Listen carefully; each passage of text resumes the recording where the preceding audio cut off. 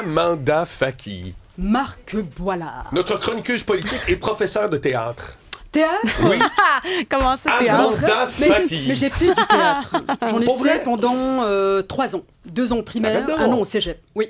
La troupe du Vaisseau d'Or à Ah bon? Brébeuf. Tiens Ouais, donc. ouais. T'as fait Brébeuf? Ouais. Quand même. Oui. T'as aimé ça? Oui. Oui. Très exigeant. Ça a été très formateur. Non, j'ai aimé sur toute la ligne. Moi, au début, j'avais choisi les sciences nat. Parce Tiens qu'à donc. Brébeuf, ils te vendent un autre produit, où il y a le DEC et il y a Bac international. Ouais, c'est ça que j'ai entendu exactement. Donc, j'ai fait BI pendant Ah. 1 an, sciences nat, parce que je pensais que j'allais devenir médecin, chirurgienne, Christina Yang dans Grey's Anatomy. Oui, on l'aime. Et j'ai découvert qu'en fait, j'étais plus une femme des sciences sociales, mais tout en conservant les mathématiques, donc la rigueur scientifique. Alors, j'ai changé de programme. J'ai décidé de choisir les études internationales avec les mathématiques. Ça a été très, très, très formateur. J'ai adoré mon expérience à Bon, Brébeuf. ben voilà, alors on en sait un peu plus. Oui. On peut-tu débattre encore sereinement sur la place publique? Oui, alors c'est la question que je me pose après toute cette histoire entourant Michel Savard. Alors imagine un instant. Mais j'aimerais que tu la résumes. Oui, Michel l'histoire, Savard. donc Michel Savard, qui est un acteur qui a joué dans plusieurs émissions, dont District 31, Stat, Indéfendable également, et qui s'est porté candidat sous la bannière du PLQ dans un comté très orangé, donc Gouin. Donc les chances de l'emporter sont à peu près aussi élevées que la chance de Michael Rousseau de parler français au cours de sa vie. Oui. Et puis on a appris que il y a des déclarations qu'il avait tenues à l'époque sur les réseaux sociaux. De petits nazis. De nazis, Ouais, de fascistes, de mégalomanes. Donc, essentiellement, on a un monsieur qui se fait hanter par son passé numérique, qui a commis 3 erreurs. Première erreur, c'est d'avoir utilisé ces termes outranciers et orduriers. Donc, peu importe la couleur politique, tu ne traites pas tes adversaires de nazis, de fascisme. Tu es en train de clore le débat, il n'y a aucun moyen de progresser. Deuxième erreur, ultra amateur, vraiment c'est de l'amateurisme. Le matin où tu t'es dit, moi, je veux changer le monde. Moi, je veux être utile au Québec. Je veux faire le son politique. Le réflexe immédiat que tu devrais avoir, c'est de javeliser ta trace numérique. Tu te mets en mode Mr. Clean, Monsieur Net, et tu nettoies ta trace numérique. Parce qu'on dit souvent, il faut faire attention aux squelettes qu'on a dans le placard. Oui. Mais les squelettes en 2026, ce sont tes captures d'écran dans le nuage. Mais voilà, on peut pas se battre quand même contre les captures d'écran, malheureusement. Ça a été fait, mais là... Ça a été fait, mais c'est-à-dire, moi, si je décide du jour au lendemain, moi, je veux faire le son en politique, la seconde après cette réflexion, mon premier réflexe, Amanda, nettoie toutes tes publications Ouais, qui mais peuvent tu l'auras dit revenir pareil. vers Tu toi. l'auras dit pareil. Le problème, c'est Ça que fait pas de toi quelqu'un qui n'a jamais dit ça, là. oui, ça on est d'accord. C'est-à-dire, ça c'est la première erreur, c'est d'avoir utilisé ces termes. Troisième erreur, c'est d'avoir écorché cette notion de débat civilisé. Tu ne peux Ça, pas c'est entièrement débattre. d'accord. C'est ça, tu peux pas débattre sereinement dans une démocratie avancée coup comme la d'injure. nôtre. Ah, bah oui, ce sont des invectives. Tu utilises ce qu'on appelle l'argument reductio ad Hitlerum. C'est pas parce que ton adversaire a des opinions en contradiction avec les tiennes que tu vas les traiter de fascistes, de nazisme. Et moi, ça me dérange qu'on utilise ces mots très lourds, très chargés, et qu'on les galvaude à force de les utiliser quand on n'est pas d'accord avec son adversaire. Moi, nazisme, qu'est-ce que ça renvoie à l'esprit nazisme? Moi, je pense à antisémitisme. Moi, je pense à extermination comme instrument politique. Moi, je pense à hiérarchisation des peuples ethniques. Moi, je pense à supériorité de la race aryenne. Donc, quand tu traites tes adversaires, c'est ça le problème, parce que ces adversaires, pour Michel Savard, c'était des ennemis. Et les propos, ça s'arrête pas à fasciste Non, ou il y en a nazi. d'autres aussi, on l'a vu, il y en là. a d'autres. Et moi, c'est celui-là. C'est si jamais ça passe votre projet raciste, je promets de passer le reste de mon existence à détruire le Québec. Et c'est ça que vous allez réussir à faire. Une fois en guerre civile, vous vous rendrez peut-être enfin compte de votre imbécilité fasciste de marde. Non, mais c'est violent. Oh non, violent. c'est grave. Et ces propos dégradants ne sont pas exclusifs à un seul camp politique. C'est-à-dire, vous retrouvez ce genre de commentaires autant du camp solidaire, libéral, péquiste, conservateur. Donc, il n'a pas l'apanage du manque de civilité. Et je me pose la question, est-ce que maintenant, les gens qui débattent en ligne, ils cherchent à faire éclater, triompher la vérité, ou plutôt à faire triompher la victoire? Et on le sait, la réponse est assez simple, c'est que tu veux gagner, tu veux être applaudi par ton camp, tu veux marquer des points. Et les réseaux sociaux, qu'est-ce qu'ils récompensent? Ils récompensent les réactions émotionnelles. La démonstration rationnelle, c'est pas sexy, ça génère pas des likes, ça suscite pas d'engagement. Donc les gens ont compris, parce que tu peux être quelqu'un de médiocre, c'est-à-dire moi ce que je trouve de très intéressant, débattre avec quelqu'un en ligne versus débattre avec cette même personne physiquement, en chair et en os, des fois il y a un fossé énorme, parce qu'en ligne, tu as accès à toutes les ressources, tu as accès à l'intelligence artificielle, et tu as aussi accès à une communauté qui peut facilement appuyer tes propos. Mais quand vient le temps de débattre en personne, il y a d'autres variables qui entrent en compte, il y a d'autres variables dans l'équation, parce que débattre, la rhétorique, c'est quoi? C'est l'art de parler, de convaincre, de persuader. Il y a d'autres ressorts, à savoir le langage non verbal, il y a aussi l'axio, donc le faire valoir de son discours à travers la gesticulation, la voix, et ça peut faire frémir quelqu'un qui n'est pas habitué à débattre en chair et en os. Donc ça me fascine. Maintenant, autre question, c'est...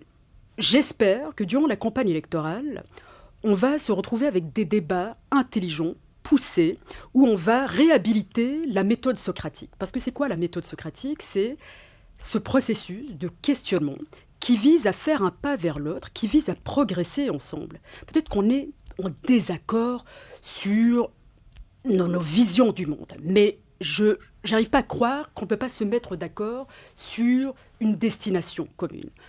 Sur des valeurs que l'on veut propager au sein de la société. Toutes les personnes en ligne? Pas juste en ligne, mais on parce peut que pas s'entendre. Tu parles de qui? Débat politique, c'est-à-dire durant la campagne électorale, j'espère que nos chefs vont faire preuve d'exemplarité, parce que c'est ça l'enjeu avec Michel Savard. Si c'était un militant lambda, on s'en fout. Ça ne va pas faire la une du journal, mais c'était un militant qui se porte candidat.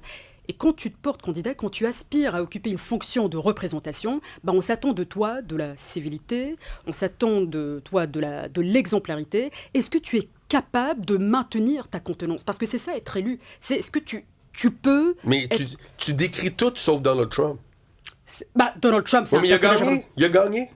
Moi, je veux gagner les élections. Moi, si je me présente, c'est pour gagner. Fait que si pour gagner, il faut que j'insulte tout le monde, pourquoi je le ferais pas?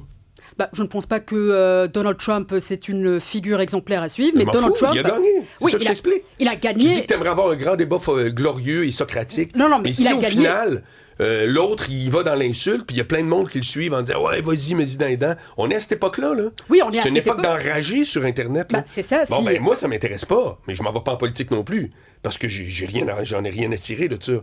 Mais si un politicien se met à ne pas faire un débat de qualité, mais qu'à cause de ça, il fédère, puis il y a plus de X sur le bulletin de vote, je suis obligé de te dire que t'as tort.